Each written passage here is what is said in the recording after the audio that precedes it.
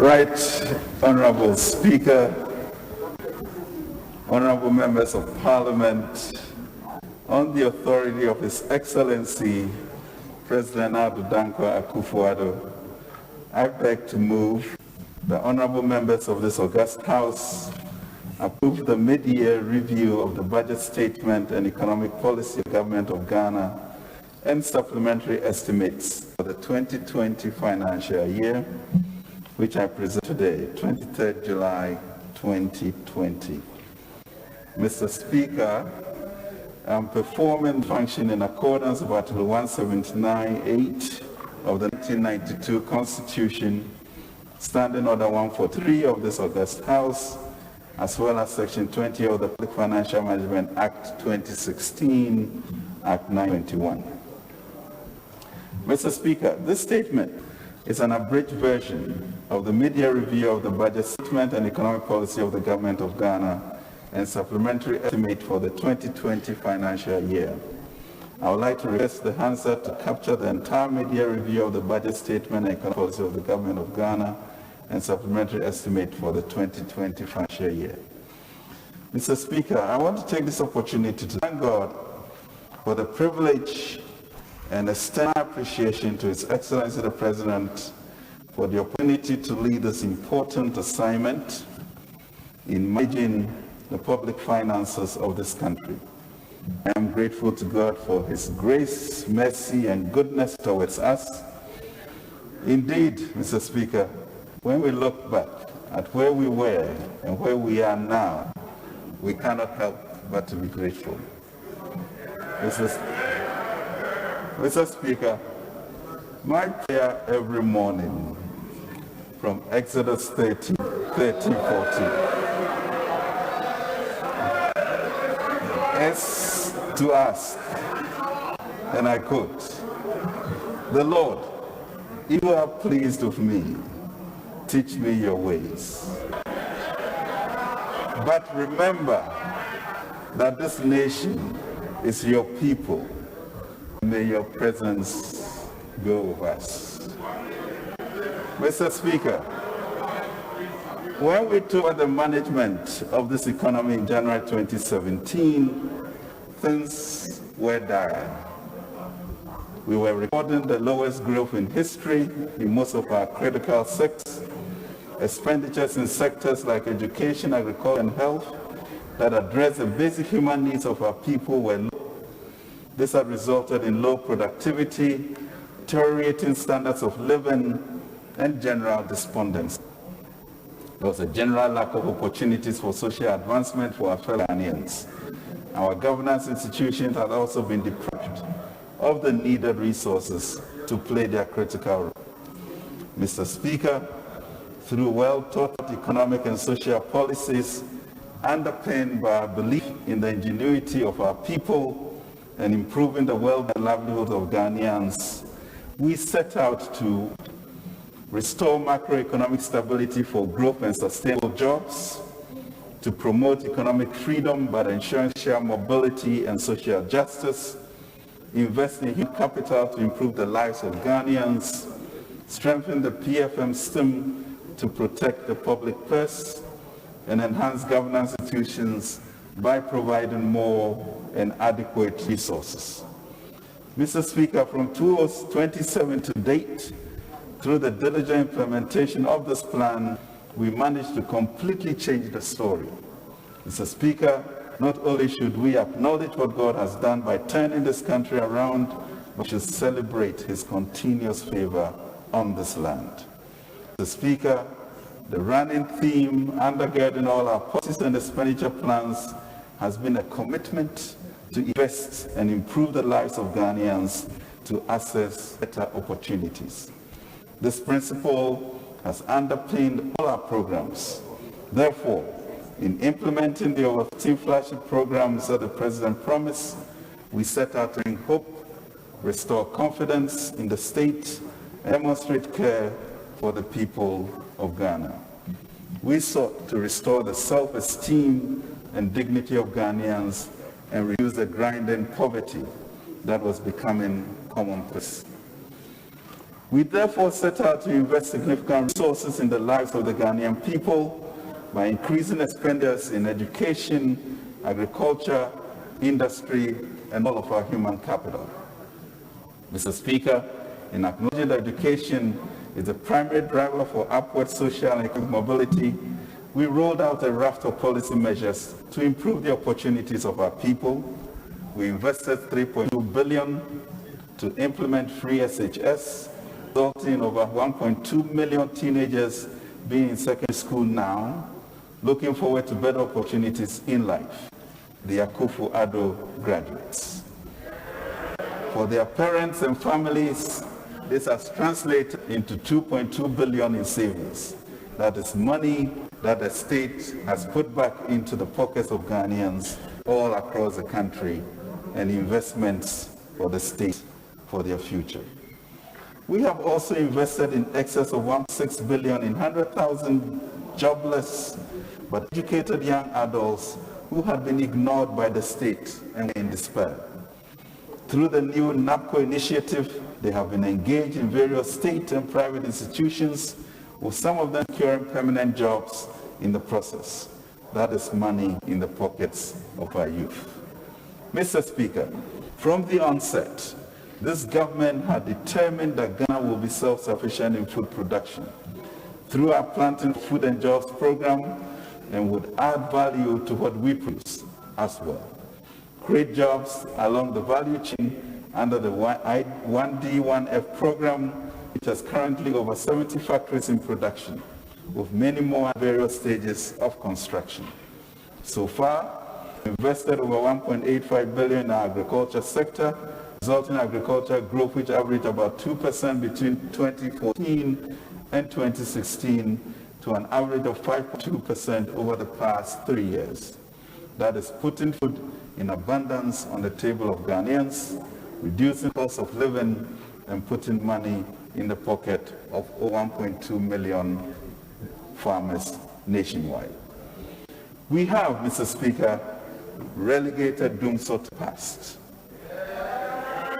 It is clear to our fellow Ghanaians by now that we have enjoyed 3.5 years of reliable and cheaper power.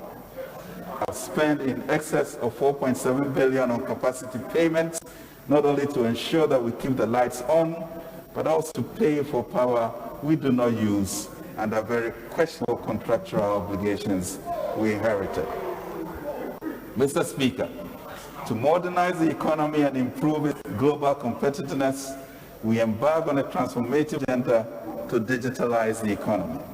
We implemented digital addressing system and the national ID programs to ensure that each Ghanaian and their dwellings, as well as business locations, will be uniquely identified. These efforts are being made to formalize the economy, improve the way services were delivered to our people, and increase productivity. That is digitizing the lives of Ghanaians. Now more than ever, the possibilities of the digital economy has been brought to the fore. Mr. Speaker, to protect the public purse and advance good economic governance, we set out to fully implement the provisions of PFM Act 2016, Act 921, including passing the PFM Regulations 2019, LI 2378, to further strengthen cash management, budget execution, and budget monitoring. Consequently, we have, for the first time in the history of our budget management, consistently, Mr. Speaker, published budget implementation reports, midterm debt strategies, issuance calendars, as well as annual debt reports. Mr. Speaker, never in the history of our public financial management have we seen this degree of openness, transparency, and accountability in management of our public finance. This has enabled citizens to hold this government more accountable than any other in our history. Mr. Speaker, while accomplishing all these, we also set out to complete the outstanding policy measures under the derailed IMF program which we inherited. This culminated in our exit from the IMF Extended Credit Facility in March 2019, much to the surprise of our friends across the aisle. Mr. Speaker, the previous government had the penchant of awarding contracts by heart even when they had no idea how to pay for them. So to protect the public purse, my ministry initiated and requested the Auditor General to audit and validate over 11 billion cedis of outstanding claims which had been approved and left by the previous government to pay. The Auditor General validated 6 billion of the 11 billion claims. We await the subsequent surcharging of all those complicit in the submission of the disallowed claims from the Auditor General's department. Mr. Speaker, I'm happy to inform this Honorable House that we've paid almost $1 billion of the unpaid bills which we inherited and managing the public service in a much more responsible manner now. Mr. Speaker, this government under President Akufo-Addo, with these actions, has amply demonstrated its commitment to prudent financial management, investing broadly and inclusively in the nation's development, ensuring value for money, and being held accountable for our actions. Mr. Speaker, we've also put in place key structural measures to sustain a path towards fiscal consolidation, growth, and ensure irreversibility.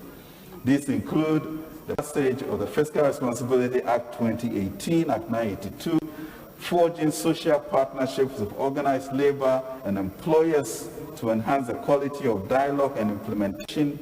We've also established and operationalized the Fiscal and Finance Stability Councils to enhance the monitoring of government fiscal and financial policies. Mr. Speaker, furthermore, we have initiated a collaboration with faith-based organizations to promote the material, moral, and spiritual growth of our country. This is in recognition of the important role that faith-based organizations have played and continue to play in the peace, security, and development of our dear nation. Right Honorable Speaker, when I presented the President 22 budget, all the indicators of the economic performance point towards a path of sustained consolidation and robust broad-based growth. The evidence of our superior economic management was clear for all to see. Honorable members of Parliament approved for government to spend 98,036,690,358 Ghana cedis in the 2020 fiscal year to further the agenda for consolidating the gains to spur growth, jobs, and prosperity for all.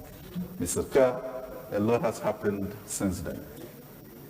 While executing the transformation interventions to improve lives and encouraged by the resounding endorsement of the 2020 Eurobond issuance in February, which was oversubscribed by 350%, the novel coronavirus COVID-19 struck swiftly and unexpectedly. In a matter of weeks, Mr. Speaker, began as a distant outbreak in another part of the world, completely overturned our sense of normalcy. The world, for a period, Mr. Speaker, stood still, and the virus uncontrollably disrupting all aspects of our life.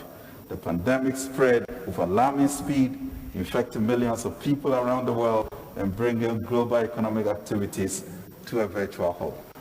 Its impact has been devastating on the people, businesses, and the economy of the world, with 2.2 billion jobs, 68% of global workforce under threat. Mr. Speaker, COVID-19 pandemic is far more than a health crisis. Ghana has been spared the painful economic and social impact that COVID-19 has visited on peoples in nations big and small all over the world. The restrictions on movements has disrupted households and businesses with consequent job losses and reduced incomes in Ghana. The hotel and hospitality industry, agriculture, health, creative arts and media, transportation, manufacturing, education, our favorite organizations, financial services, young entrepreneurs, have all been severely affected. Mr. Speaker, not to mention the extensive informal market that is a lot of us Ghanaians. Mr. Speaker, a month in the COVID-19 pandemic in April, IMF revised its projections to indicate that 170 countries, that is 87% of world economies, will see per capita income shrink in 2020. The latest forecast from the fund in June predicts a decline of almost 1% in 2020 for the world economy. Mr. Speaker, trade is also expected to contract by 11.9%, primarily due to the sudden imposition of tight restrictions on movement. This has led to disruptions in the global supply chain, widespread supply shortages, and its attendant increase in prices and reduction in domestic revenues.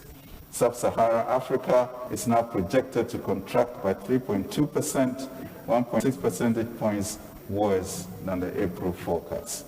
Mr. Speaker, the virus has laid bare our vulnerabilities as a world, as nations, as households, and as individuals. So yesterday, Wednesday, 22nd July 2020, 622,725 persons had sadly succumbed to this virus, and 50,240,290 had been infected across the world. Mr. Speaker, even before we fully grasp the impact of the COVID-19 outbreak, our immediate concerns were on protecting lives and preserving livelihoods of people. The President moved swiftly with a $100 million preparedness plan, which was prescient and laid foundation to implement measures to save lives and safeguard economic activities by improving citizens' access to essential public services and helping business weather the downturn. Mr. Speaker, thus far, the health consequences of the COVID-19 outbreak in Ghana has not as devastating as in other countries. Sadly, as of today, 22nd July 2020, 153 Ghanaians had succumbed to the virus. May their souls, Mr. Speaker, rest in peace. We have since March recorded 29,672 cases with 26,090 recoveries, which puts the number of active cases at 3,429. Has largely been due to the fact that government has shown a leadership of conviction that has been decisive, swift, innovative, compassionate in the management of the crisis, and also because our health professionals nationwide have been heroic in handling the pandemic. Mr. Speaker, the pandemic has also brought to the fore the structural gaps in our health delivery system. That is why, with urgency, we already began to mount an effective, coordinated, and sustainable long-term response to the health needs of the people. Under the Agenda 111, previously Agenda 88 initiative of His Excellency the President's for hospitals, we will design, build, equip, and staff new hospitals in every district without one, and a new regional hospital in every region with none. This demonstrates government's commitment to protect the lives of Ghanaians. The President has declared that all the district hospitals will be designed and built by Ghanaian built companies and will lay the foundation for the launch of the nationwide housing program, God willing, in its second term. Mr. Speaker, these will all be designed by Ghanaians and built by Ghanaian companies. And these construction companies will then have a solid foundation for the launch of also a nationwide housing program, God willing, in the President's second term. Mr. Speaker, we must not and will not be daunted by this extraordinary crisis. Government will continue to do what it has to do to protect lives and supply livelihoods through compassionate, competent, and courageous leadership. We have accepted that this pandemic and its effects are unparalleled in the annals of our country and indeed globally. We have accepted that until a vaccine is found, we have no choice but to rearrange our lifestyle in order to protect lives and promote livelihoods. It requires a marshalling of unprecedented resources to contend with the pandemic and its effects Ghanaians. And Mr. Speaker, this government is up to the task. Mr. Speaker, the predicted long-lasting effect of this pandemic amidst systemic shifts and uncertainties suggests 2020 and beyond will be very challenging. Ghana will therefore need a continuity of courageous, compassionate, and competent government with a well-crafted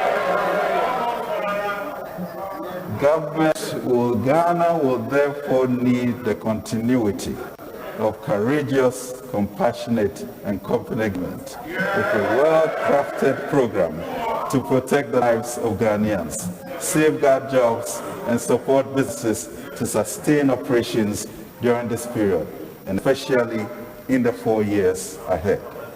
This can only be possible with competent economic management of the economy, and we being at the helm. Mr. Speaker, we have proven over and over again that we are better managers of the economy. Together, we took Ghana out of havoc and placed it amongst lower middle income countries within a decade. Together, we recovered and revitalized a critically weakened economy, and today, we can now attract renowned global automobile companies in just 3 years of returning into office. Together, once again, we will optimize the opportunities presented by this pandemic and build a sustainable future for Ghanaians. In the now famous words of President Akufo-Addo, we know how to bring the economy back to life. Therefore, this 2020 mid-fiscal policy review and supplementary estimate is the first of our economic plans to reposition Ghana and Ghanaians to deal with the challenges posed by the pandemic and seize the opportunities it brings. Our response to this pandemic prioritizes the protection of our lives and livelihoods, sustains our business operations, and sharpens our focus on Ghana's future beyond aid. Mr. Speaker, I'm presenting updates and progress in implementing the 2020 budget and highlighting the significant impact of the COVID-19 pandemic. I also outlined today the resolute steps being taken to get our economy back on track. In his May address to the nation, the President charged the Ministry of Finance to design Ghana's recovery program. Mr. Speaker, we wish to take this opportunity to announce to the people of Ghana that the President and his team have done a lot of thinking since March. We have brainstormed over the crisis with a view of using the challenges it presents rather as an opportunity to transform Ghana, and for all Ghanaians. I'm happy to announce that in the coming weeks, the President will launch 100 billion, Mr. Speaker, Ghana Cedis Development Program, an ambitious and unprecedented 3.5-year program called Ghana Coronavirus Alleviation Revitalization of Enterprises Support Program. The Ghana Cares Program, Mr. Speaker, or Bantampa Program, which will anchor the comprehensive transformation of our society. Mr. Speaker, I also request supplementary funding to support our priorities of saving lives and livelihoods, supporting businesses to ensure that the health of Ghanaians and their jobs are secure in these challenging times. Mr. Speaker, I now proceed to give details of updated performance for 2019, developments for the first half of 2020, and we'll conclude with the outlook for the rest of the year and present the supplementary estimates. Mr. Speaker, the global economy has, in the past century, experienced some negative shocks which were deemed unprecedented at the time of their occurrence. Indeed, the Spanish flu of 1918, the Great Depression of the 1960s, and the more recent global financial crisis of 2007 and 2008 adversely impacted the world economy. However, as events unfold, it is becoming increasingly evident that the COVID-19 pandemic and its economic effects has an assured place in economic history as perhaps the singular event that decimated the global economy in ways never imagined. It is a crisis that has tested global national leadership like none other in the history of the world during peacetime. Mr. Speaker, the COVID-19 pandemic continues to have dire consequences on Africa. According to estimates of World Bank, economic growth in sub-Saharan Africa is expected to decline from its 2019 value of 2.4% to between negative 2.1% and negative 5.1% in 2020, making 2020 the worst year since records began in 1970 for the continent's economic growth. According to the IMF's Regional Economic Outlook for Africa, COVID-19, an unprecedented threat to development, April 2020. Let us no doubt, Mr. Speaker, that Africa is facing its first recession in 25 years. Sadly, after 2 decades of continual economic progress, a recession which threatens to exact probably the heaviest human toll in peacetime in Africa. It is our responsibility as leaders, as the people's elected government, to work out and execute an intelligent, ambitious, and all-inclusive recovery plan than none other that will steer this nation and her people out of the recession before us. Mr. Speaker, it's a daunting task facing us in Ghana today. Mr. Speaker, the pandemic has also affected Africa's long-term structural response to its economic woes, creating the largest trade bloc at 1.2 billion people for a 3.2 trillion economy. Currently, Mr. Speaker, intra-Africa trade is only 15%. The operations of the African Continental Free Trade Area was scheduled to launch on July 2020, right here in Accra. It has now been postponed till January 2021. Mr. Speaker, at the time of presenting the 2020, I'll provide an update of the performance of the economy in 2019 to the House. Mr. Speaker, overall real GDP growth was 6.5% as against a target of 7%, reflecting improvement on the 6.3% in 2018. Non-oil real GDP growth rate was 5.8% against a projection of 5.9%. End period December inflation remained 7.9%, with the target being 8%. Overall budget balance, which was projected to end in a deficit equivalent to 4.5% of GDP, reached 4.8%. Primary balance reached 0.8% as against a projected surplus equivalent to 1.1% of GDP. And accumulated gross international reserves exceeded projected 3.5 months of cover for imports of goods and services to reach 4 months. Mr. Speaker, provisional data released by the Ghana Statistics Service in April 2020 showed that overall real GDP growth for 2019 was 6.5% compared with 6.3% in 2018. This confirms that the economy has continued with its robust performance in 2017, when GDP grew sharply 8.1%, up from 3.4% in 2016. Non-oil real GDP growth in 2019 was 5.8%, down from 6.5% in 2018. Key drivers of this performance include information communication technology, which recorded the highest subsector growth rate of 46.5%, followed by real estate with growth rates of 19.9%. Mr. Speaker, headline inflation ended the year at 7.9% in December 2019, down from 9.4% in December 2018.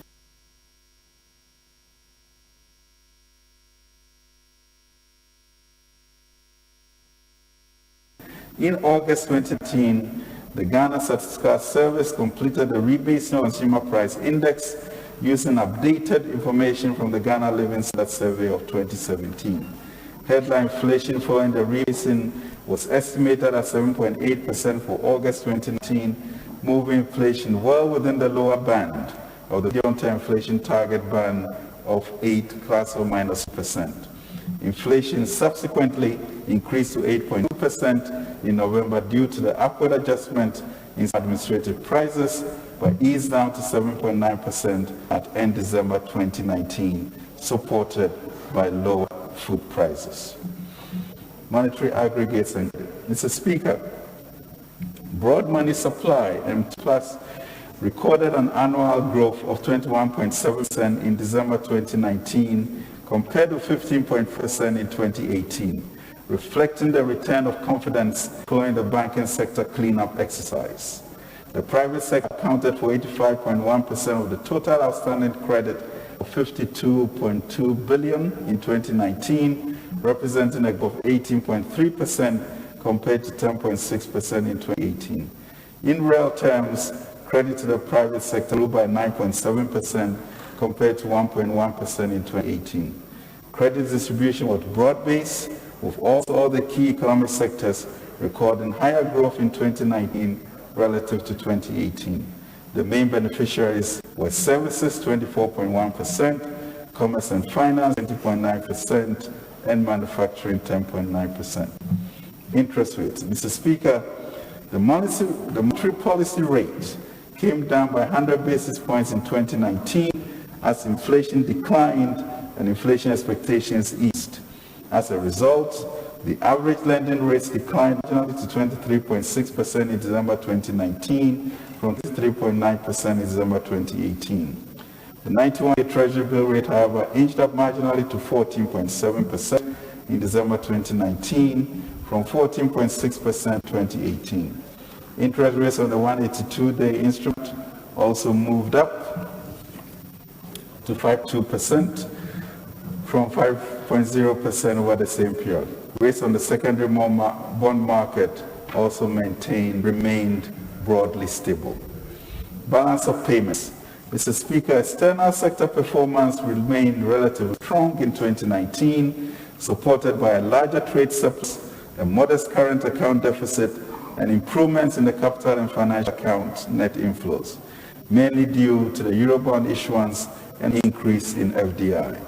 The current account deficit narrowed that to 1.86 billion, 2.8% of GDP in 2019, from 2.04 billion, 3.1% of GDP in 2018, supported by improvements in the trade surplus from 1.81 billion, 2.8% of GDP in 2018, to a surplus of 2.6 billion, 3.4% of GDP at the end of December 2019.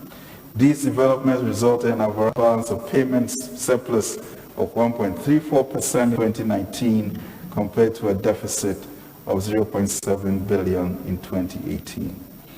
International reserves. Mr. Speaker, following the developments in the external sector, the gross international reserve climbed by 20% to 8.4 billion at the end of 2019 from a stock position of 7 billion at the end of December 2018.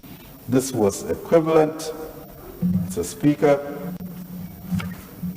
to 4 months of import cover recorded at the end of December 2019 compared to 6 months of imports cover as of December 2018.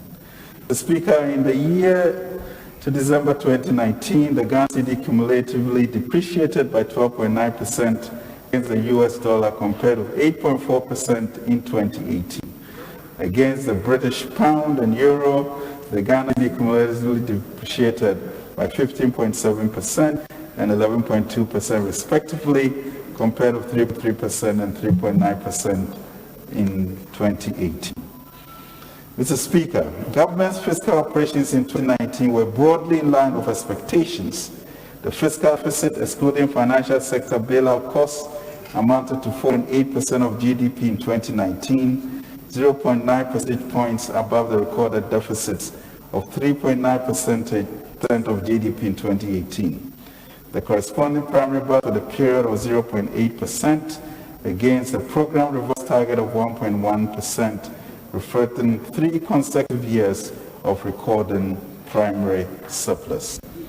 Mr. Speaker, total revenue and grants for the period amounted to 53.4 billion, equivalent to 15.3% of GDP, against the annual program target of 58.9 billion or 17% of GDP.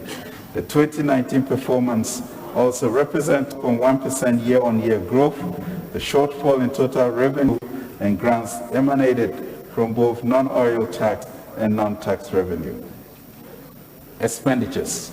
Mr. Speaker, on the expenditure front, total expenditure including arrears clearance for the period was broadly contained within the budget and amounted to 70.3 billion or 20.1% of GDP against a target of 74.6 billion or 21.6% of GDP.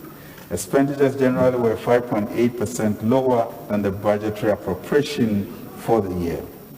Mr. Speaker, given developments in revenue and expenditure, the overall balance registered a deficit of 16.9 billion, or 4.8% of GDP, which was financed from both domestic and external sources. The total domestic financing amounted to 11.9 billion, equivalent to 3.4% of GDP, and constituted 70.2% of the total financing.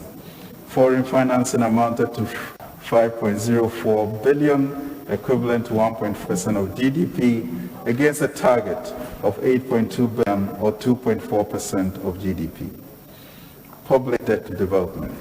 Mr. Speaker, our public debt management program for the 2019 financial year was successfully executed despite challenges from the global and the domestic economy. As at end December 2019, the total gross public stock stood at 217.9 billion, $39.3 billion. Of this amount, external debt amounts to 112.5 billion Ghana cedis, or 20.3 billion US dollars, while domestic debt amounts to 105 billion cedis, or 19 billion US dollars. The debt GDP ratio as of December 2019 was 62.4%, up from 57.6% at end December 2018, reflecting the impact of the financial sector bailout costs and the energy sector payments. Mr. Speaker, 2019 was a good year. Inflation at 7.9%, growth at 6.5%, deficit at 4.8%, positive price balance, and an improved reserve cover. Macroeconomic performance from January 2020 to June 2020. Mr. Speaker, with that backdrop, we felt set to have a great 2020. Let me now have a report on the macroeconomic performance for the first half 2020. Mr. Speaker, the following macroeconomic targets were set for 2020. Overall GDP growth rate of 6.8%, non-oil real GDP growth rate of 6.7%, NPL inflation rate of 8%, overall fiscal deficit 4.7%, primary surplus of 0.7% of GDP, and gross international reserves to cover at least 3.5 months of imports of goods and services. Growth. Mr. Speaker, provisional estimates released by Ghana Statistical Service shows that overall GDP growth was 4.9% in the first quarter 2020 compared to 6.7% over the same period in 2019. Growth in the non-oil sector was 4.9% compared to 6% in the corresponding period of 2019. The agricultural sector recorded a growth of 2.8% in the first quarter of 2020 compared to 2.2% during the same period in 2019. Industry sector recorded a growth of 1.5% in the first quarter of 2020 compared to 8.4% during the same period in 2019 because of massively decreased oil exports. Growth in the services sector was strong at 9.5% in the first quarter of 2020 compared to 7.2% recorded during the same period in 2018. Mr. Speaker, headline inflation remained flat at 7.8% from January until March 2020. Inflation, however, rose to 10.6% in April and further to 11.3% in May, reflecting the panic buying that preceded the market fumigation exercises and across the country and the partial lockdown in two largest cities of Accra and Kumasi. Inflation has increased marginally to 11.2% in June as fresh food prices began to decline due to the easing of the restrictions. Mr. Speaker, from the beginning of the year, May 2020, growth in broad money supply has slowed down, increasing by 6% compared to a 7% increase over the corresponding period in 2019. Credit advanced by banks to public and private institutions also decreased the first 5 months of the year as demand and supply for loans drop due mainly to the uncertainties created by COVID-19 pandemic and decline in aggregate demand. Mr. Speaker, the Monetary Policy Committee of Bank of Ghana reduced the monetary policy rate by 150 basis points to 14.5% in March 2020 as part of broad measures to reinvigorate economic activity.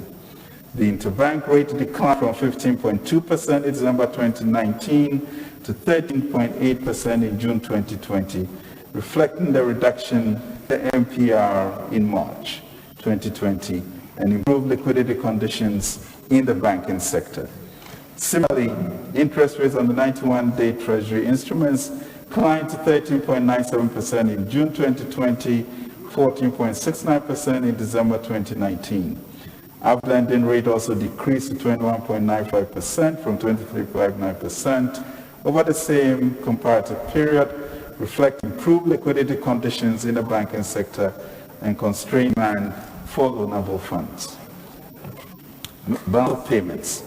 Mr. Speaker, the current account recorded a surplus of $199.9 billion, 0.3% of GDP in the first quarter of 2020, up by 12.4% from $177.8 billion, 0.3% of GDP in the same period in 2019.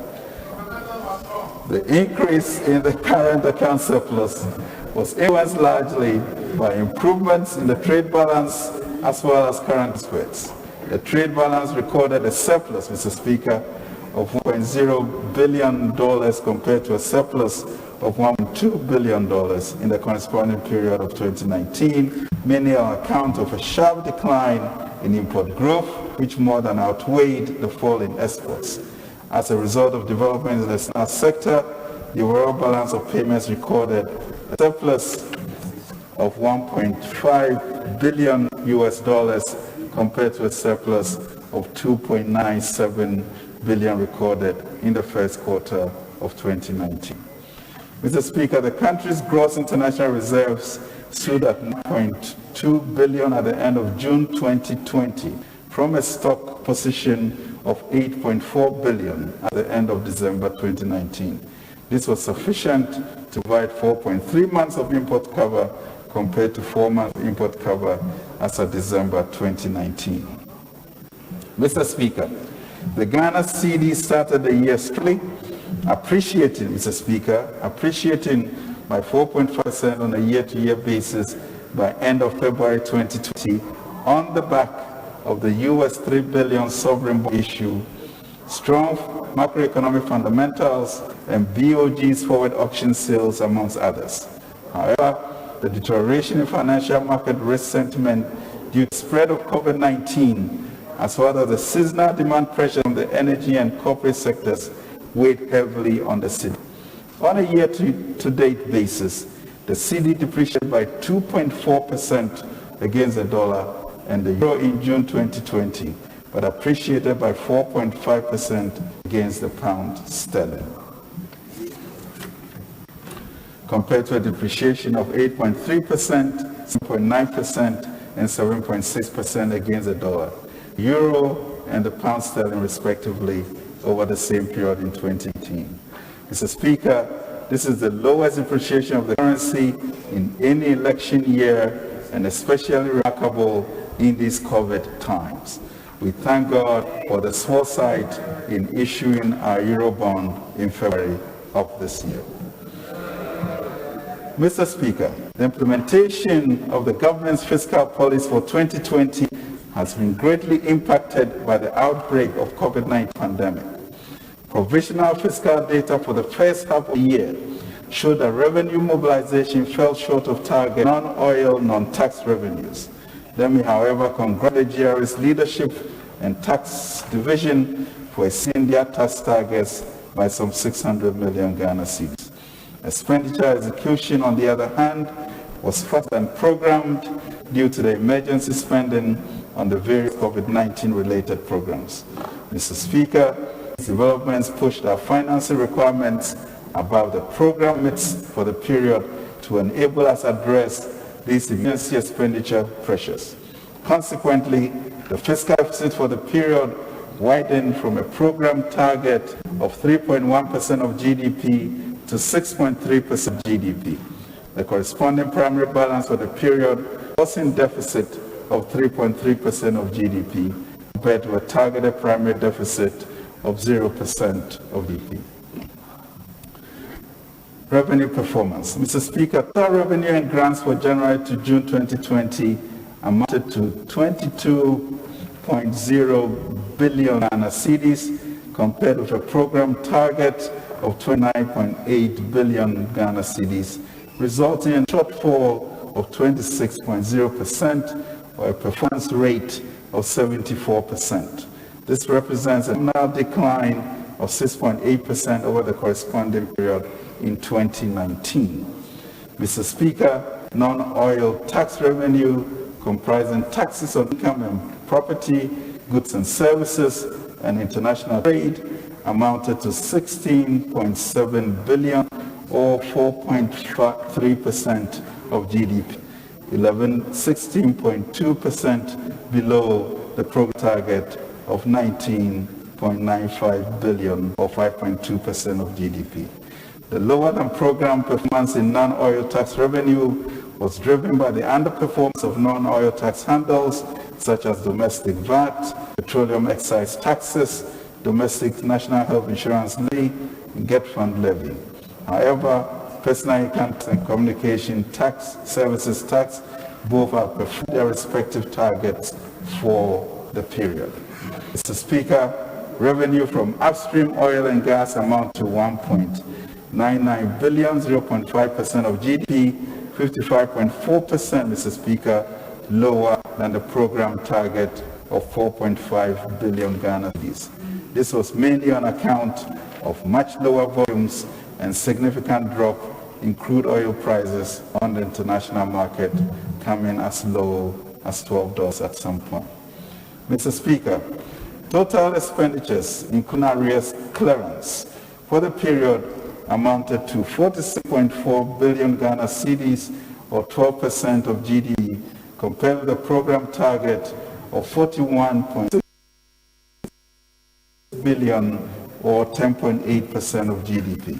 Mr. Speaker, with the exception of interest payments and grants to other government units, which were below their respective targets, compensation of employees, goods and services, and capital expenditure were above target due to the additional spending requirements in relation to COVID-19 pandemic.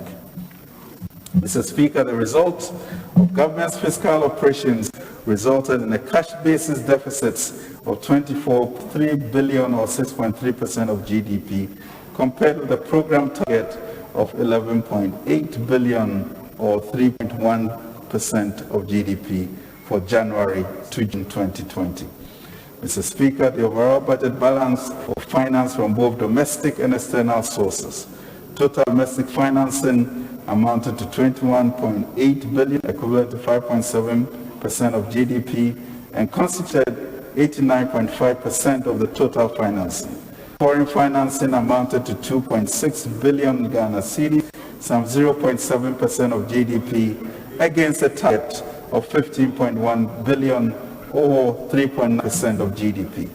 Mr. Speaker, the primary balance recorded a deficit equivalent to 3.3% of GDP, higher than the program deficit of 0.01% of GDP, mainly due to lower than program revenues and faster execution of its expenditures. Mr. Speaker, consistent with the front-loading of government fiscal operations, the financing needs of government were also front-loaded. As earlier stated, the COVID-19 pandemic has resulted in the tightening of global financial conditions. Fortunately, our $3 billion international capital market financing was conducted in the first 2 months of the year. In addition, the IMF's US $1 billion rapid credit facility was also executed in April 2020. In a matter of 4 months, Mr. Speaker, through good leadership and international goodwill brought about by efficient management of the economy, this nation was able to raise over 20 billion Ghana cedis to protect the vulnerable our businesses, and our dignity as a people. Taking into consideration all these developments, the provisional debt stock as at the end of June 2020 stood at 255.7 billion Ghana cedis, 45.5 billion US dollars, representing 66.36% of GDP. The increase was mainly a result of a Eurobond issuance of $3 billion in February 2020, exchange rate depreciation, front-loading of expenditures, and COVID-19 effect, which increased the cedi equivalent outstanding debt stock. The total debt stock was made up of 134.9 billion, 23.9 billion US dollars, 120.8 billion Ghana cedis, 21.5 billion US dollars of external and domestic debt, accounting for approximately 52.7% and 47.3% of the total public debt stock, respectively. As a percentage of GDP, external and domestic debt represented 35% and 31.36%, respectively. Mr. Speaker, Eurobond issuance. As you may recall, the government obtained the approval of this August House in December last year, raised up to $3 billion to finance growth-oriented expenditures in the 2020 budget, including restructuring the energy sector, and also to conduct liability management operations. Based on the approval, Ghana became the first ever country on the African continent to issue a 41-year bond, second tri-tranche bond in the history of the country. Ghana successfully raised $3 billion in international capital markets in 3 tranches of 6-year, 14-year, and 41-year Eurobonds of $1.5 billion, $1 billion, and $750 million, respectively, on February 2020. The 6-year, 14-year, and 41-year bonds, Mr. Speaker, were priced at 6.375%, 7.875%, and 8.75%, respectively. Mr. Speaker, this transaction was a landmark achievement in many respects, as the bond came with the lowest ever coupon rate for Ghana and the first 41-year bond tenor in Africa. In fact, despite the concerns over the COVID-19 pandemic and its potential adverse impact on market conditions on emerging markets, the order book was 5 times oversubscribed. This translated into a big order book in excess of 15 billion and came on heels of the 7 times oversubscription for the 2019 Eurobond issuance. Mr. Speaker, in line with the use of proceeds approved by Parliament, an amount of 2 billion was earmarked to finance growth-oriented expenditures, 1 billion for restructuring the energy sector in the 2020 budget, and the remaining 1 billion for liability management options.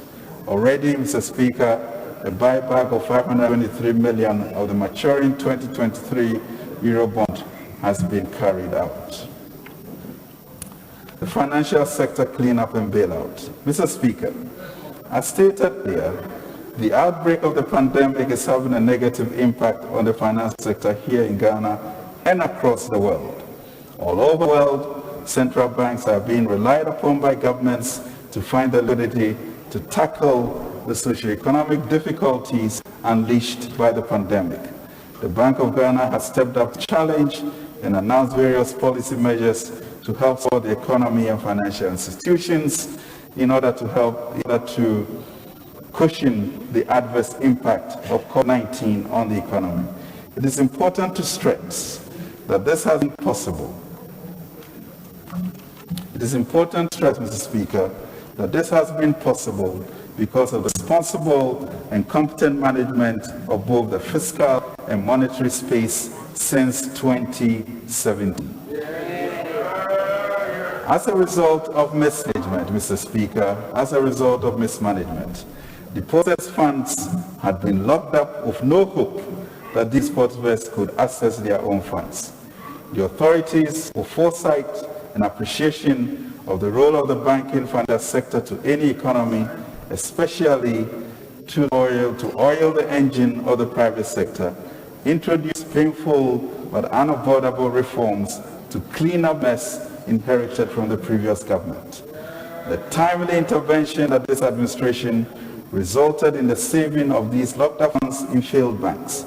This was a sovereign but necessary action that in total is costing the state, Mr. Speaker, in excess of 21 billion of taxpayers' money.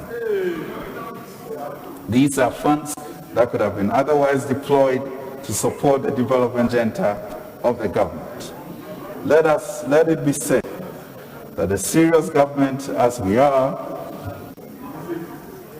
desperate as we were to face a broken economy as it was, and fund our own programs as promised, and as patriotic as we are, had absolutely no thoughts, no time, no energy, or the luxury to conspire with the central bank to deliberately cause the downfall of Ghanaian banks that were already in zombie state. Fairly insolvent by the time we took office. What we did was to merge those that had failed, save those that could be saved, with the field of building a strong and viable financial sector with integrity. What the President did, Mr. Speaker, which is unusual in banking practice globally, was go the extra mile to save the funds of all deposits of failed banks. Let no one stand on a steeple and proclaim untruths, and let mature Ghanaians be quick to listen, slow to speak, slow to be angry. James 2:10. Honorable members, in view of the time and the business before us, sitting is extended beyond the normal hours. Thank you, Mr. Speaker. Mr. Speaker, as at the end of the first quarter 2020, a total amount of 13.6 billion, 3.5% of GDP, had been spent on the resolution of failed banks, specialized deposit-taking institutions, microfinance institutions, the establishment of the Consolidated Bank of Ghana Limited, as well as the capitalization of the Ghana Amalgamated Trust.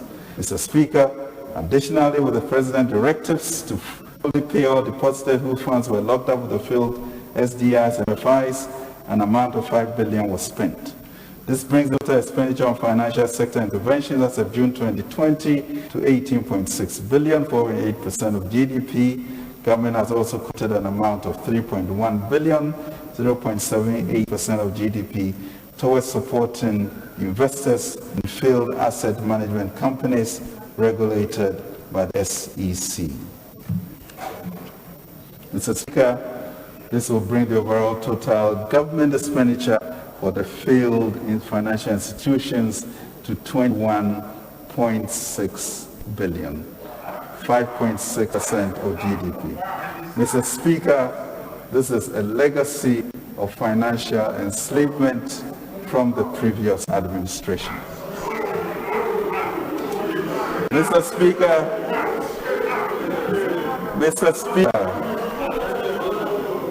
Speaker, talking about slavery, for all of us who did history for O levels, remember Professor Dubois' book on slavery, and he described slavery as an unmitigated crime.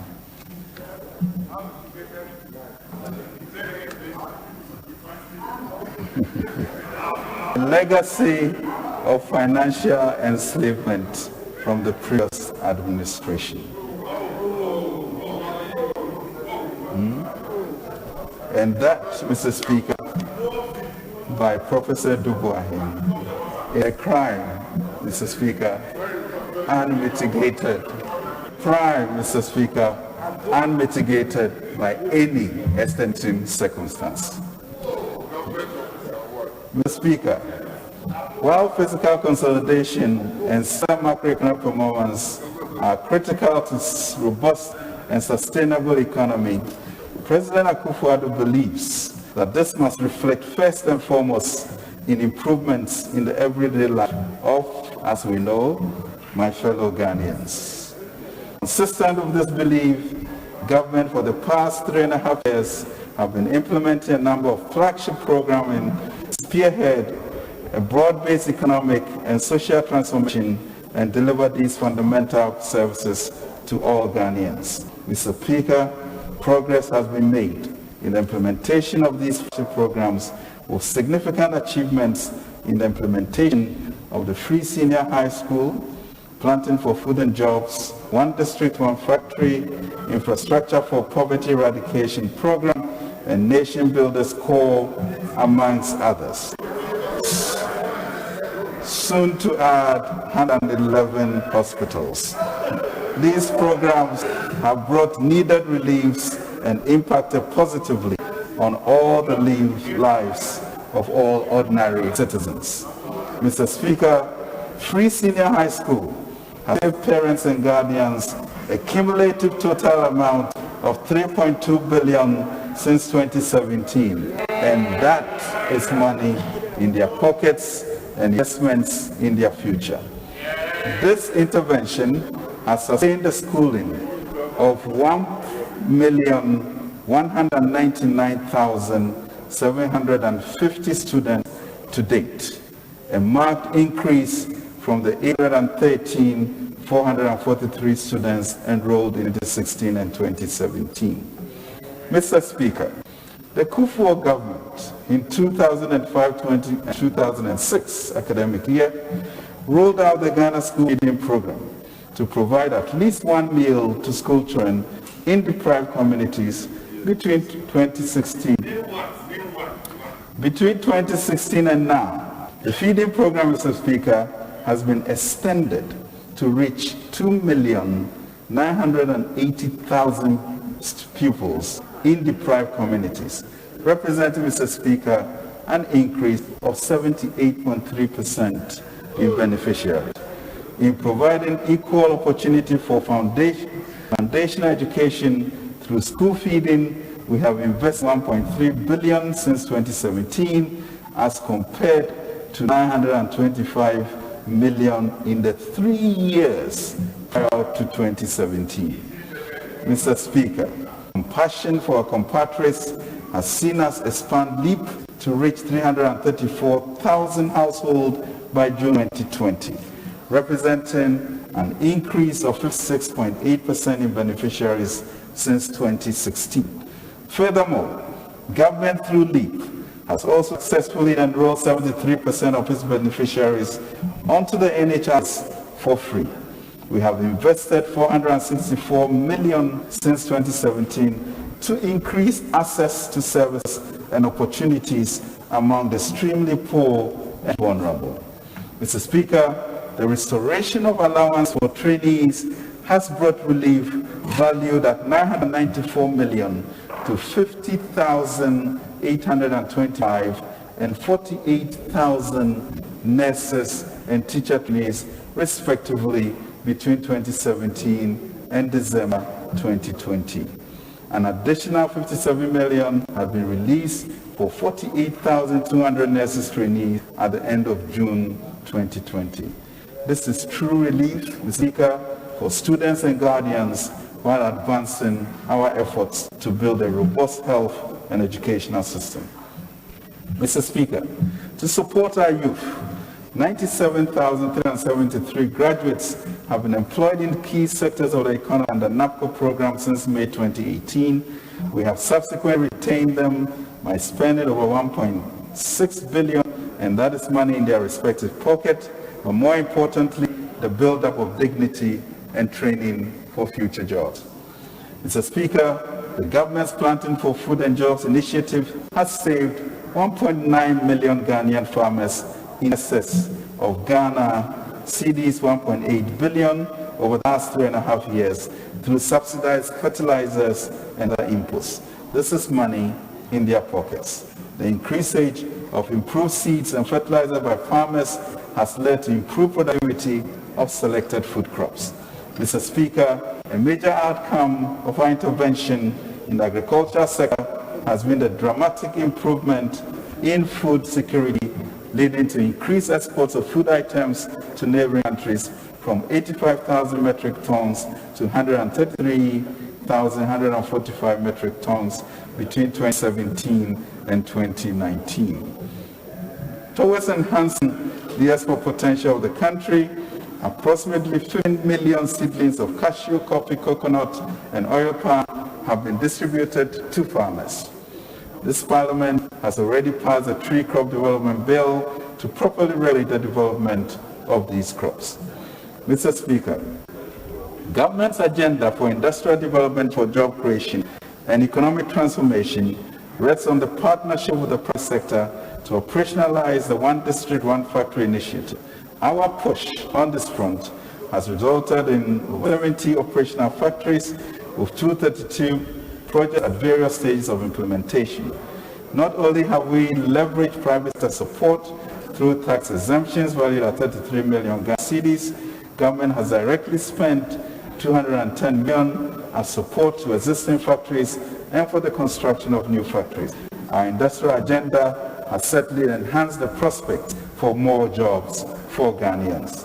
We have also eased credit constraints faced by 97,876 small and micro enterprises, mostly in the informal sector, and Maslock with an amount of 99 million Ghana cedis between 2017 and 2010.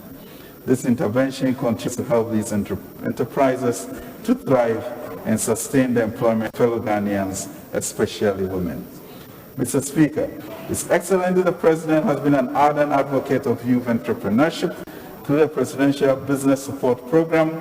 About 19 startups have been trained and mentored to create about 90,000 direct and indirect jobs. A total amount of 88.3 million has been expended to make this possible. Infrastructure development.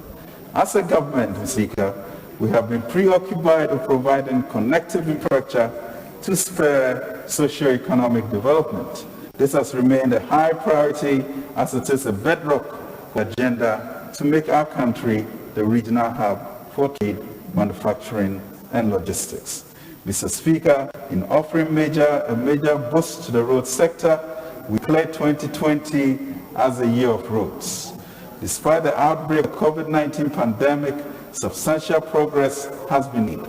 Major road infrastructure undertaken by the government includes Tema Motorway Roundabout, a 3-tier interchange which is completed and commissioned, Pokwasi Interchange,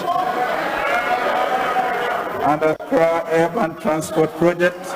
This involves the construction, Mr. Speaker, of a 4-tier interchange. Progress currently stands at 74%.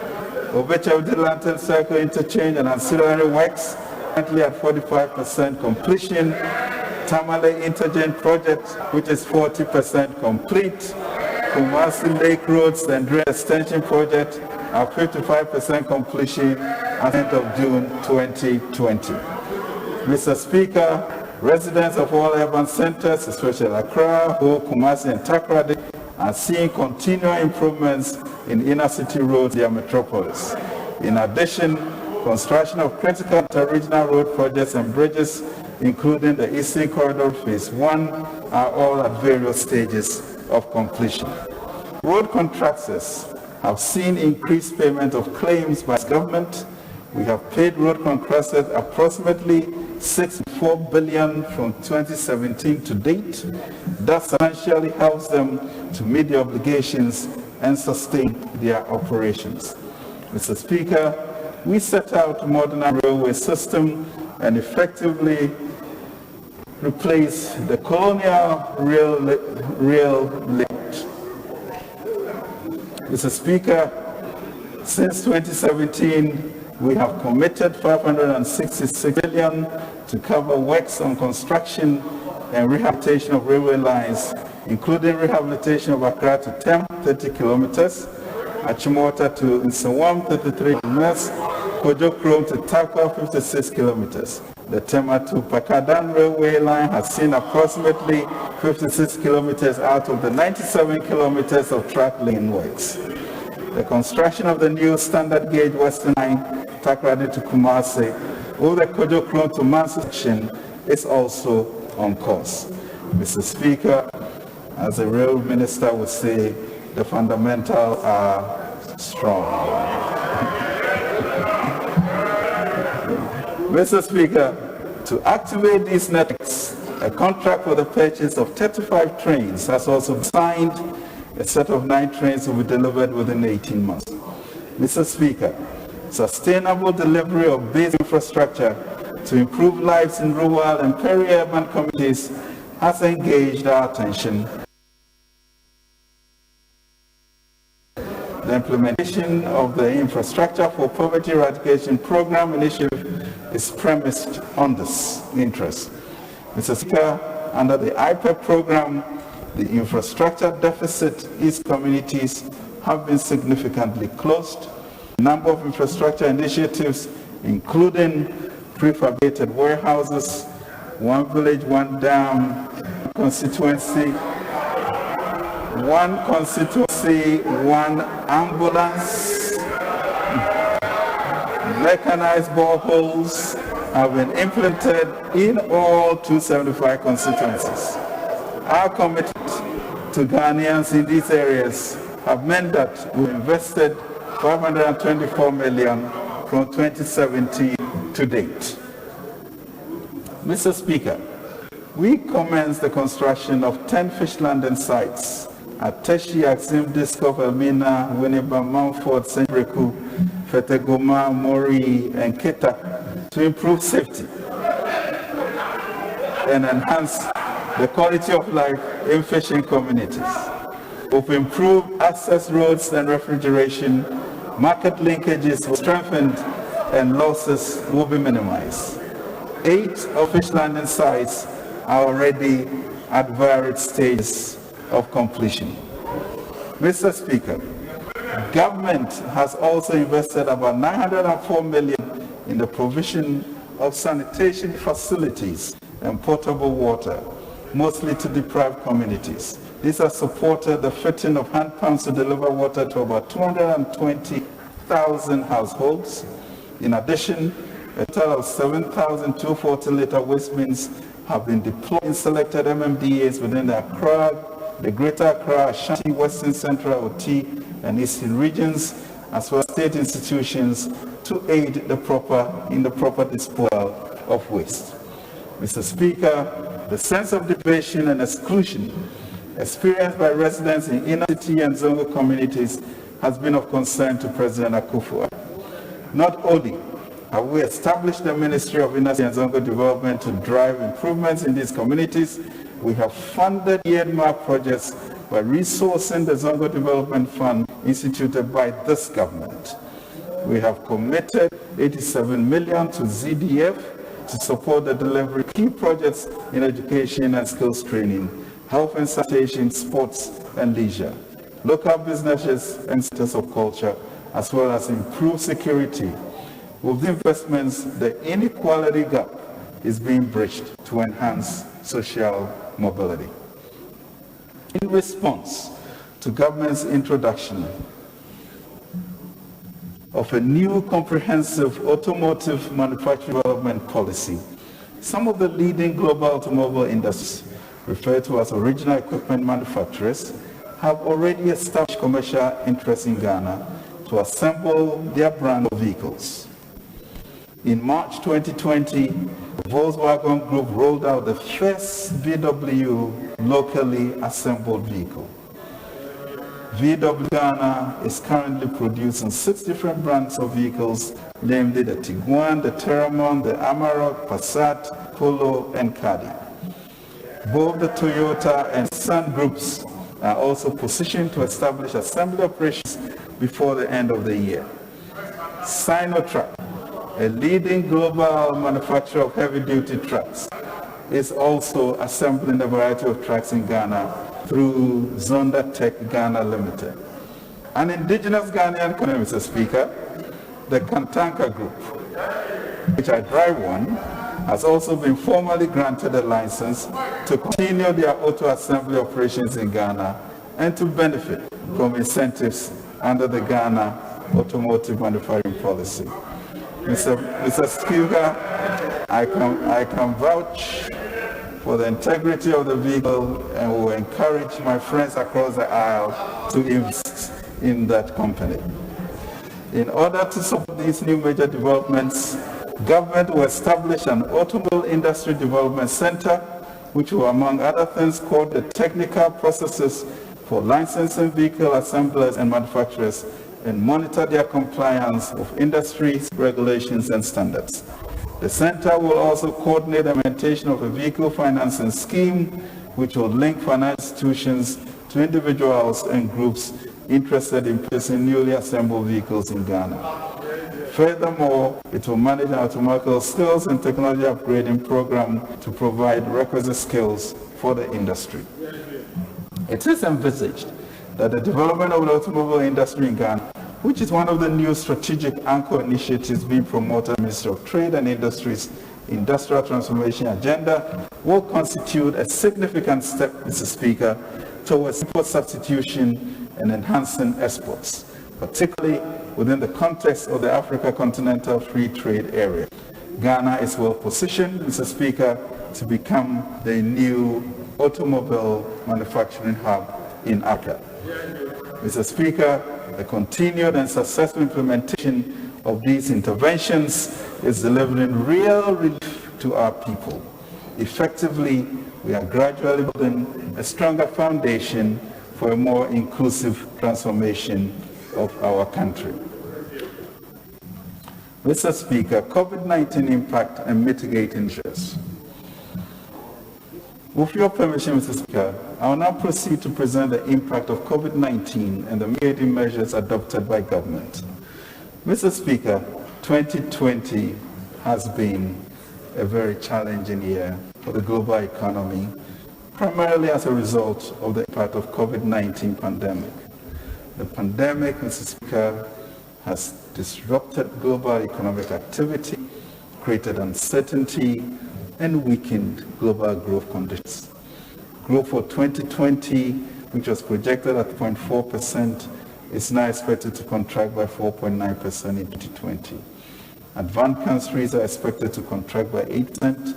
Emerging markets, developing economies projected to contract 3 percentage points, while Sub-Saharan Africa is expected to contract by 3.2%. Mr. Speaker, Germany's leader, the bastion of fiscal prudence, Chancellor Merkel, stated that don't talk to me about budget deficits in this era. The IMF predicts in its June 2020 World Economic Outlook the global overall fiscal balance will worsen from a deficit of 3.9% of GDP in 2019 to a deficit of 13.9% in 2020, as global debt to GDP ratios will worsen from 80.8% of GDP in 2019 to 101.5% of GDP in 2020. Likewise, Mr. Speaker, global trade is expected to contract by 11.9% in 2020, with that of emerging market and developing economies declining by 9.4% of GDP. Many governments have cut interest rates and provided fiscal stimulus to businesses and industry, as well as social safety nets to their citizens. Governments have rolled out billions, sometimes trillions of dollars to boost their economies, hoping to dampen economic damage brought on by the pandemic. Massive economic support have been pledged, from direct payments to individuals to limitless loans for distressed businesses. It is estimated that the G20 countries are providing over 11 trillion in fiscal support, about 3.5 trillion of which will support direct government spending. Multilateral institutions, particularly the IMF and the World Bank, have also announced specific support packages for member countries. IMF has, within the last 4 months, approved an amount of $10 billion for African countries, compared to $1 billion each year in the past 3 years. Mr. Speaker, these global developments and projections have significant implications for the socio-economic life here in Ghana. Mr. Speaker, government was swift and active in its response to the pandemic. With the commendable support of this august House, the imposition of restrictions under 2020 Act 1012 was enacted to enforce social and physical distancing protocols. under Act 1012. Mr. Speaker, government imposed restrictions on movement of persons in the Greater Metropolitan Area and Kumasi Metropolitan Area and contiguous districts for a period of 3 weeks. Mr. Speaker, just as the Ghanaian economy was beginning to consolidate its recent gains for growth and jobs, the COVID-19 outbreak hit the country, leading to the initial severe movement of restrictions. Although the restrictions are gradually being eased, the pandemic continues to pose significant challenges to the Ghanaian economy. The sectors heavily affected include hotel and hospitality industry, foreign direct investment, trade and industry, agriculture, health, transportation, manufacturing, religious services, education. Households and businesses have equally been hard hit with significant job loss and reduced incomes. Mr. Speaker, COVID-19 has led to disruptions in corporate and general business confidence, with threats to projected revenues, profitability, liquidity growth. So far, 9 of the 28 state-owned enterprises are projecting losses up to $1.6 billion for 2020. Mr. Speaker, restrictions on movement and enforcement of social distancing protocols severely affected the transit sector. Commuter minibus services, trotros, operated at 70% load capacity, whilst inner city buses had passengers reduced by 50% between March and May. The operations of Metro Mass Transport experienced a decline in monthly revenues from 5.5 million to 2.1 million cedis. The Intercity STT company witnessed a decline in bus services and luggage revenue from average of 5 million in previous months to average of 3 million cedis since March 2020.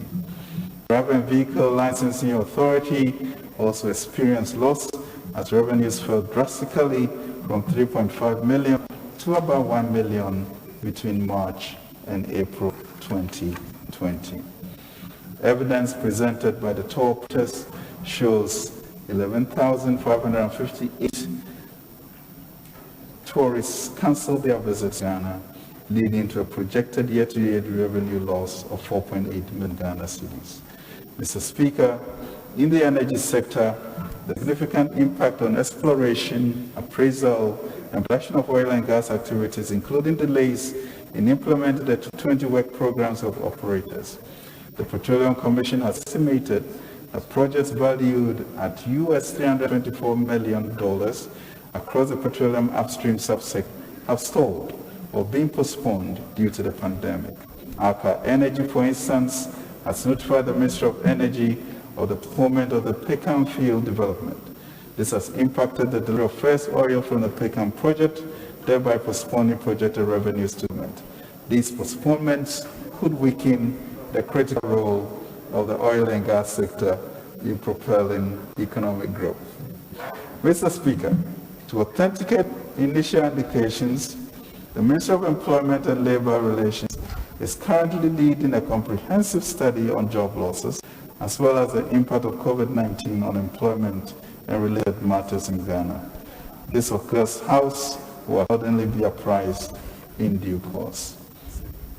Consequently, Mr. Speaker, the projected real GDP growth for 2020 has been revised considerably downwards from 6.8% to 0.9%. Mr. Speaker, it is only a solid foundation established by this government and a resilient base built by the Bank of Ghana that has saved the economy from contracting, as has happened in many countries. Mr. Speaker, the fuel cost of COVID-19 pandemic is enormous. When I appeared before this August House in March this year, I informed honorable members that the total fuel impact of the pandemic was estimated about 9.5 billion, 2.5% revised GDP, stemming from falls in petroleum receipts, import duties, and other tax revenues, the cost of the Emergency Preparedness Response Plan, and cost of the Coronavirus Alleviation Program. Mr. Speaker, updated fiscal estimates indicate Revenues are expected to fall short of the 2020 budget target by 13.6 billion cedis, 3.5% of revised GDP, arising from shortfalls in petroleum receipts of 5.3 billion Ghana cedis, non-oil tax revenue of 5.1 billion Ghana cedis, and non-tax revenues of 3.3 billion Ghana cedis. Mr. Speaker, expenditures, on the other hand, are expected to increase by 13.1 billion Ghana cedis, 3.4% of revised GDP, reflecting mainly expenditures on COVID-19 preparedness and response plan, provision of infrastructure, coronavirus alleviation program, capitalization of National Development Bank, security, elections, and payment of outstanding claims. Mr. Speaker, at the end of the year, government did not anticipate the need to provide over 300,000 COVID-19 test kits, extra allowance to frontline health workers, income tax exemptions for all health sector workers, hire over 1,000 contact tracers, supply households with water, free electricity for over 50% of the population, and provide 600 million to support small and medium enterprises under the coronavirus alleviation program. Mr. Speaker, all these costs to government come at a time of reduced revenue at our ports, falling global oil prices, near collapse of the hospitality industry, and a general decline in global trade. Unexpected expenditure often leads to increased budget deficit. However, it should be noted that these are not ordinary times, and as such, we require extraordinary economic and financial interventions.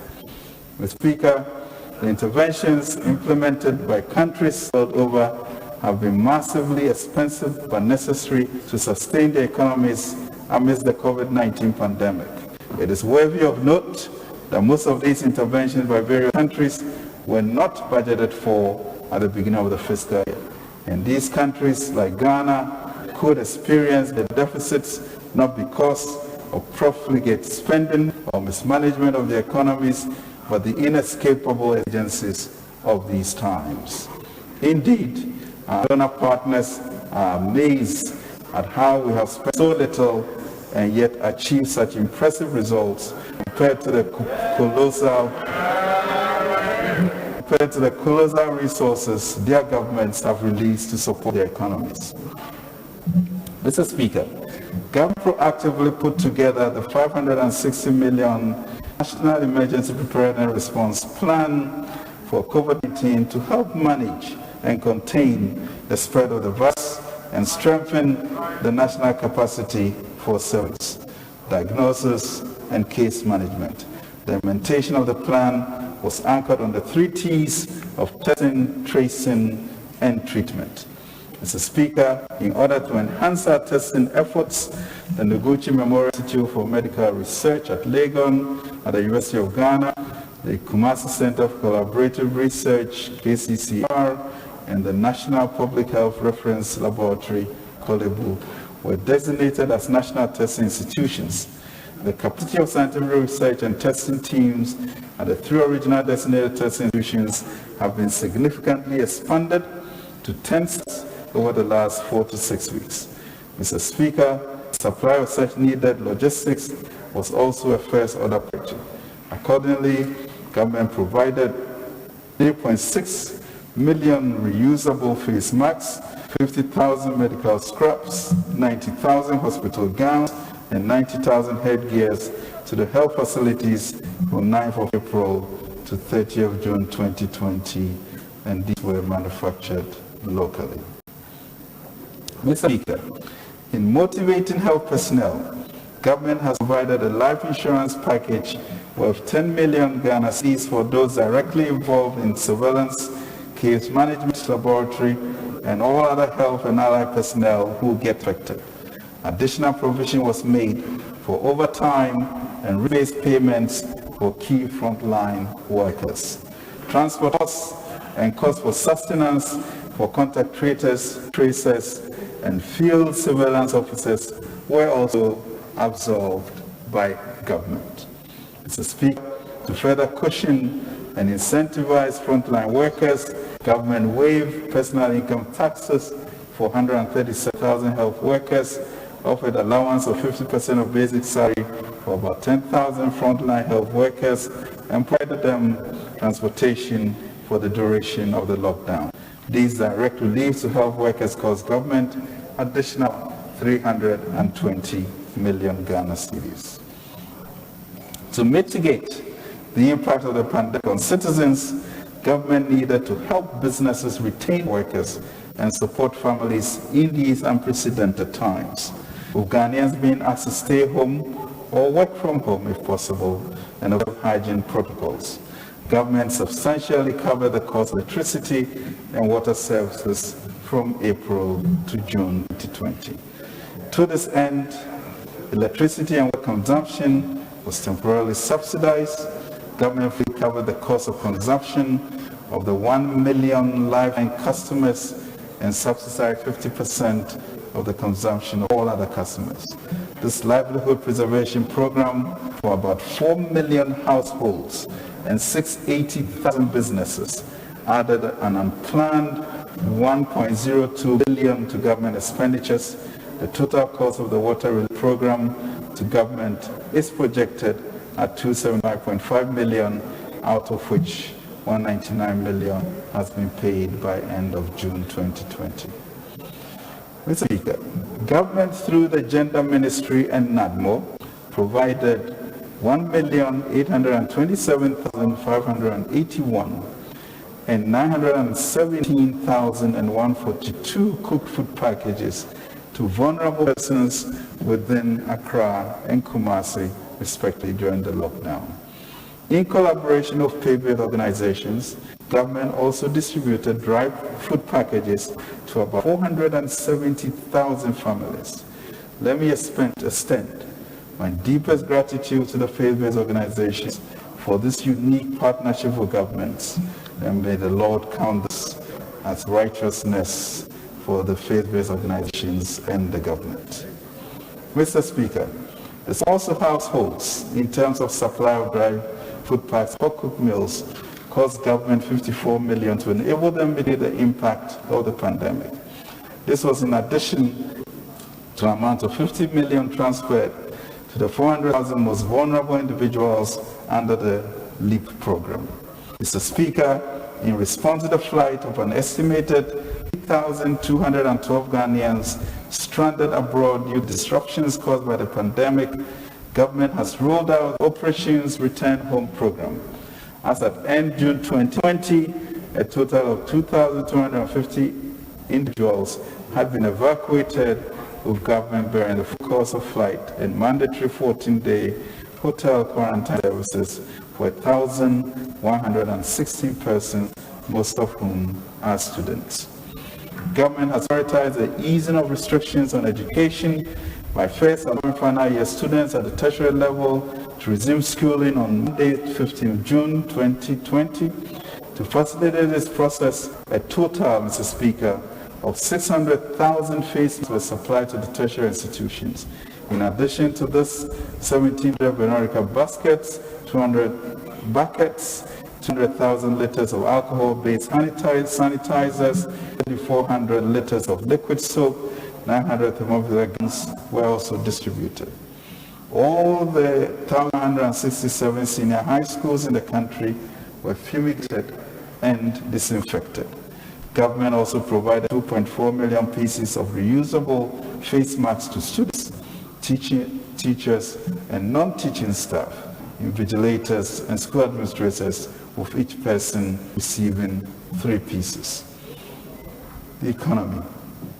Mr. Speaker, recognizing the devastating impact of the pandemic on businesses and in the spirit of the Ghana Being Aid vision, government mobilized several local industries to produce and ensure adequate supply of critically needed inputs to fight the pandemic. As part of the program, government procured PPEs consisting of 50,000 hospital scrubs costing 6 million cedis, as well as 90,000 medical gowns and caps valued at 6.7 million were produced by the local textile firms. In addition, 15 million face masks, out of which 5 million and 10 million is applied to frontline health workers and schools respectively at the cost of 65 million Ghana cedis. Mr. Speaker, the CAP Business Support Scheme of 600 million cedis was designed to specifically support micro, small and medium-sized enterprises and was launched by His Excellency President Nana Addo Dankwa Akufo-Addo on 19th May 2020. The scheme is part of the 1.2 billion cap approved by Parliament to address the disruptions to economic activities to the pandemic.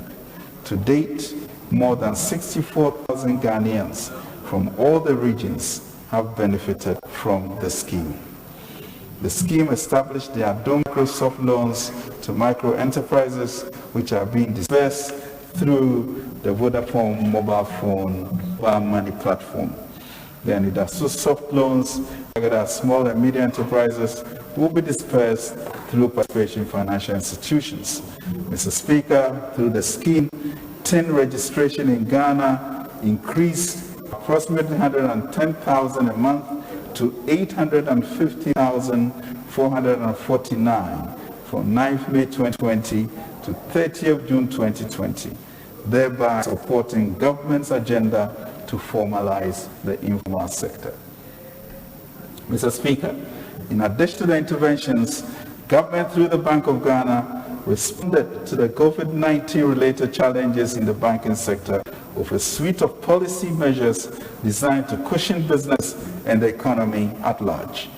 We targeted syndicated lending of 3 billion Ghana cedis. Mr. Speaker, I'm happy to announce that the banks have reported loan restructurings, moratoria, and new facilities of over 7 billion cedis in the past 4 months. Mr. Speaker, the COVID-19 National Trust Fund established under Act 1013 in April 2020 had mobilized about 53 million from individuals, churches, corporate bodies, staff of organizations, non-government organizations, groups, and associations, among others, as at the end of June 2020, including, Mr. Speaker, this August House. Out of an amount of 32 million have been used for the same period. Mr. Speaker, the scale of this pandemic has deepened the strategic partnership between the state and non-state actors, especially the private sector. Mr. Speaker, the Church of Pentecost, as a humanitarian gesture and in keep of recent social partnership arrangements, offered the Pentecost Convention Center at Gomoafete as an isolation sector for infected persons. Similarly, the Catholic Church released a host of its facilities located across the country to house and treat infected persons. The 140-bed capacity Ghana Man Soccer Center in Pram Pram, owned the Ghana Football Association, also served as an isolation center. The work of the traditional churches, charismatic, Pentecostal churches, and our Islamic leaders continue to uphold our people.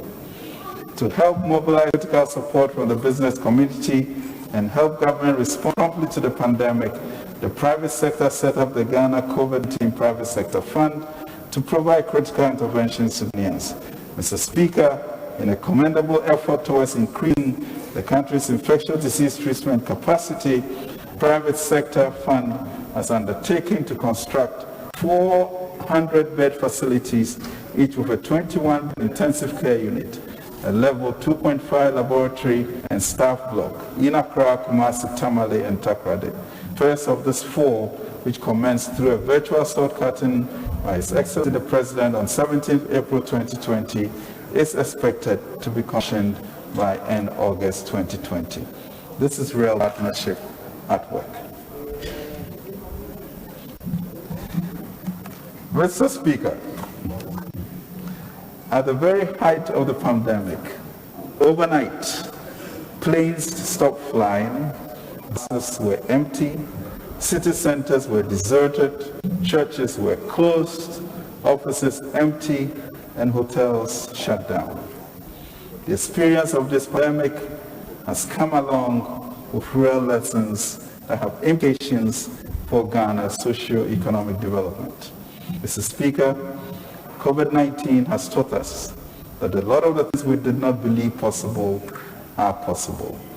The Tyson emergency social support and economic stimulus packages announced by G20 and OECD countries must ignite our passions for our country and re-energize our efforts to create prosperity for all our people.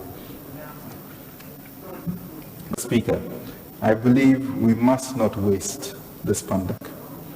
It is a once-in-a-lifetime opportunity to really effect and deliver an enduring transformational change. We are called upon to remove the unspoken limits on our ambitions and critically examine all the boundaries we imposed on ourselves. Mr. Speaker, we must have courage and be audacious in repositioning Ghana and Ghanaians, not only to mitigate this pandemic, but to implement programs that will transform our country. We should change our approach to our development and to do the impossible. Under the leadership of President Akufo-Addo and informed by broad consultations, we have prepared the Ghana COVID-19 Alleviation and Revitalization of Enterprises Support, the Ghana Cares Obatampa program, for this very purpose. Mr. Speaker, the Ghana Cares Obatampa program is an unprecedented, bold, and audacious 100 billion program for us to reimagine and re-envision our future like never before. It is sequenced in 2 phases, Mr. Speaker: a stabilization phase that runs from July to the end of the year 2020, and a medium-term revitalization phase will accelerate the Ghana Beyond Aid transformation agenda. Mr. Speaker, with your permission, I wish to highlight the main elements of each phase of the program. Mr. Speaker, the stabilization phase of the Ghana Cares Obatampa program would ensure food security, protect businesses and worker incomes, strengthen the health system, and attract private investments and support Ghanaian businesses. Mr. Speaker, government will intensify support for farmers through the Plan for Food and Jobs and Rain for Food and Jobs program. Will aggressively facilitate access to financing the rice millers, enable them to purchase paddy from rice farmers. In addition, will provide financial support to the National Buffer Stock Company and Ghana Commodity Exchange to enable them stores and trade stocks as needed to smoothing out supplies on the market. Mr. Speaker, government will inject liquidity into a system to ease cash flow difficulties of businesses and protect workers by honoring obligations contracting suppliers in a timely manner. Building on recent good experience of sourcing from the pharmaceutical and textile and gas sectors, government will expand procurement from local producers for its goods and services. Mr. Speaker, we are mindful of the fact that some businesses may have to shed some labor in order to survive. In the unlikely event that this happens, government through the Ministry of Employment and Labor Relations is collaborating with social partners, labor and employers to establish a national unemployment insurance scheme. The scheme will provide temporary income support to workers that are laid off and also provide them access to retraining to help them take advantage of employment opportunities in new fields. Mr. Speaker, government will soon roll out an emergency preparedness and response plan 2, which will enable us to continue strengthening the health system. Mr. Speaker, government will over the course of this year work with this House to pass a number of legislations that will provide a strong framework to raise the funds, attract the investment necessary for the revitalization and transformation phase of the Ghana Cares program, and rationalize and strengthen support to SMEs. This would include bills on tax exemption, public-private partnership, the Ghana Investment Promotion Center, development finance institutions, home ownership financing, and Enterprise Ghana. The Speaker, over the medium term, 2021 to 2023, Government's plan is to implement the phase 2 of the Ghana Cares Obatampa program, which will revitalize and transform the economy. The main focus will be to accelerate the implementation of the Ghana Beyond Aid agenda. In our economic revitalization and transformation, government will take resolute measures to improve the business environment for the private sector. Specific measures to be implemented include significant improvement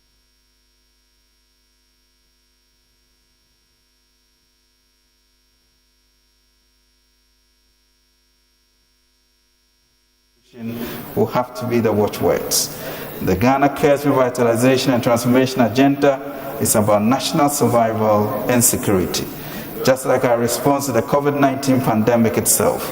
Therefore, we need to approach it as such, with a resolute focus on implementation. We'll have to pursue a whole of government approach and in close collaboration with and support the private sector, and we'll make sure they happen. Accelerate the implementation Mr. Speaker, of the Ghana Beyond I crave your indulgence to remind this House that we inherited an economy characterized by the slowest economic growth. In conclusion, significant equipped with an economy that was choking on the largest nominal fiscal slippages since independence, with underperforming revenues, battling against the insatiable appetite of an overspending government, surrounded by a mountain range of billions of arrears, about half of which turned out to be dubious. We took over a treasury stymied in high debt burden, a derailed IMF program, forlornly expected to be corrected by the same government that had lost touch with the plight and aspirations of our people, and lost track of its own program of action. Thankfully, the Lord has steered us past that.